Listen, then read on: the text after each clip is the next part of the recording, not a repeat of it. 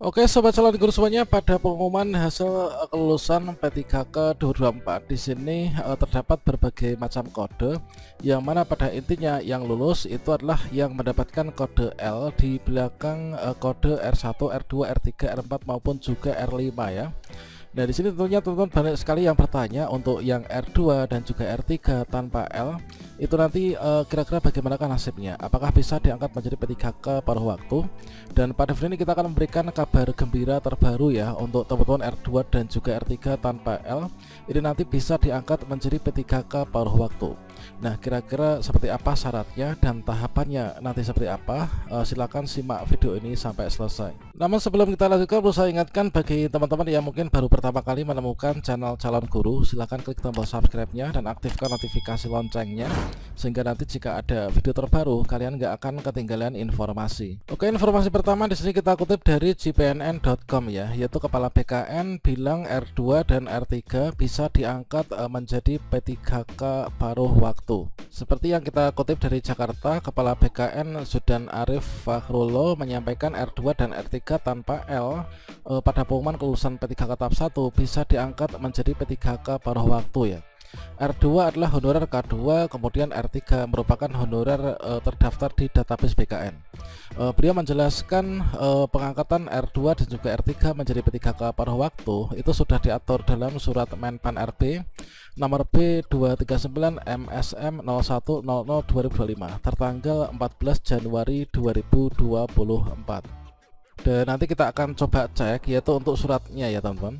Nah, kemudian honorer database BKN ini bisa diangkat menjadi P3K paruh waktu. Kebijakan ini bisa membuat non ASN yang tidak dapat formasi P3K 2024 ini lebih aman ya terangnya.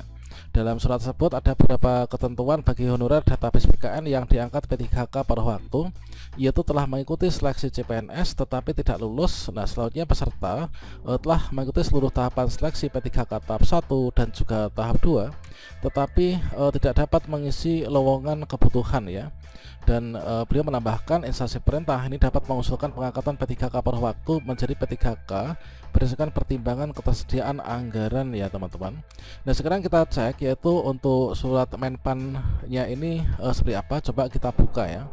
Dan ini merupakan untuk surat yang dimaksud yaitu terkait tentang penjelasan pengadaan P3K yang tertanggal 14 Januari 2025.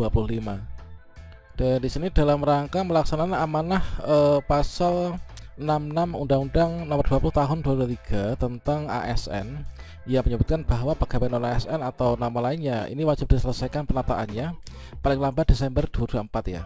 Maka dipandang perlu untuk mengoptimalkan pelaksanaan penataan pegawai non ASN 2024.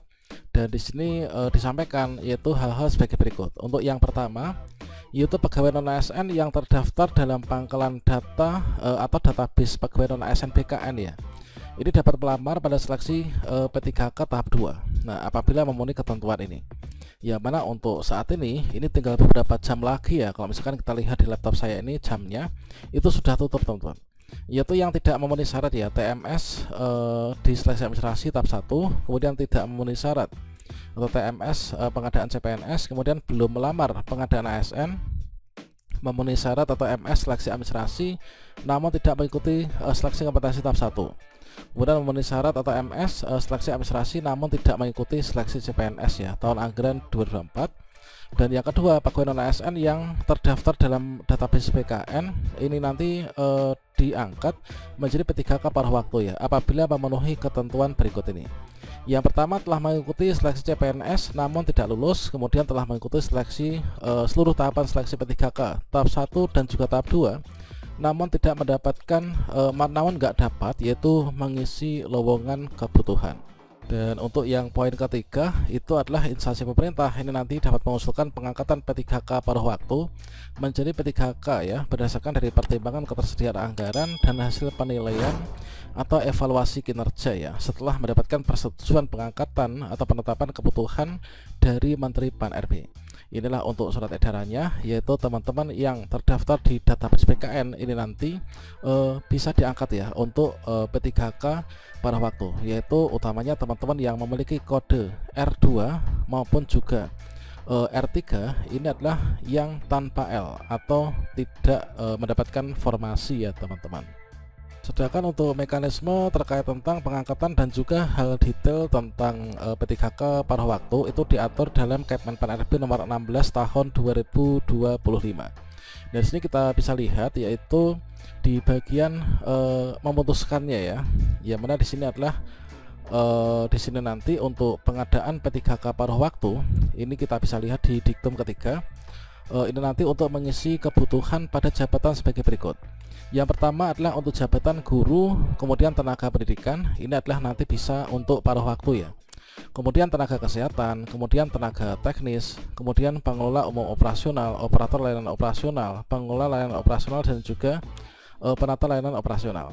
Jadi nanti bisa untuk jabatan-jabatan yang paruh waktu ya.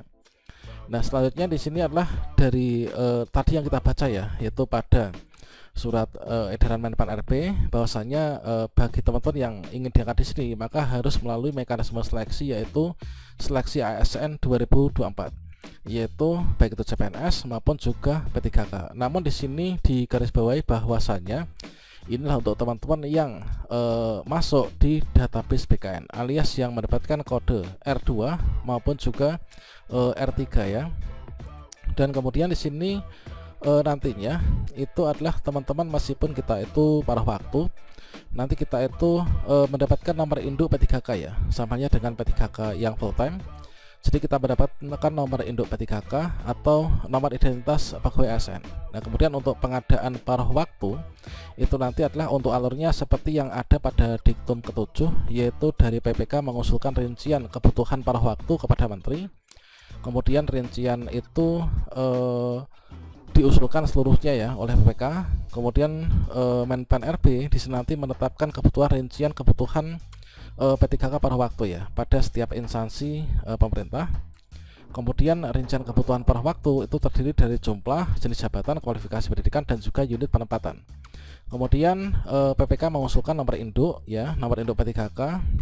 Selanjutnya di sini nanti kepala BKN menetapkan dari nomor induk P3K tersebut, kemudian diterbitkanlah nomor induk P3K. Setelah itu nanti di sini PPK menetapkan pengangkatan P3K paruh waktu. Nah, selanjutnya di sini nanti teman-teman jika pegawai non ASN itu diusulkan menjadi paruh waktu tapi kok mundur atau mungkin juga dianggap mengundurkan diri karena nggak ikut berkasan atau mungkin meninggal, ini nanti untuk pengangkatannya ini adalah dibatalkan ya. Nah, ini kemudian di sini nanti terkait tentang penggajian itu kira-kira seperti apa. Nah, untuk penggajian di sini seperti yang diatur dalam diktum ke-19 ya, diktum ke-19 dan juga ke-20 yaitu P3K paruh waktu itu diberikan upah paling sedikit itu sesuai dengan besaran yang diterima saat menjadi pegawai non ASN atau mungkin juga sesuai dengan upah minimum ya yang berlaku di suatu wilayah. Kemudian sumber pendanaan ini nanti berasal dari selain belanja pegawai teman-teman. Nah, ini. Nah, terkait tentang detail pembahasan perihal Kemenpan RB ini silakan cek yaitu video yang ada di kartu video ini ya. Nah, di sini sudah kita bahas tuntas terkait tentang hal itu. Nah, demikian saya ucapkan selamat ya kepada teman-teman yang R2 R3 meskipun nanti kita di paruh waktu tentunya lambat laun berjalannya waktu nanti bisa diangkat P3K penuh waktu ya, karena di sini sudah diberikan juga untuk detail nanti caranya gimana untuk dari paruh waktu itu menjadi penuh waktu.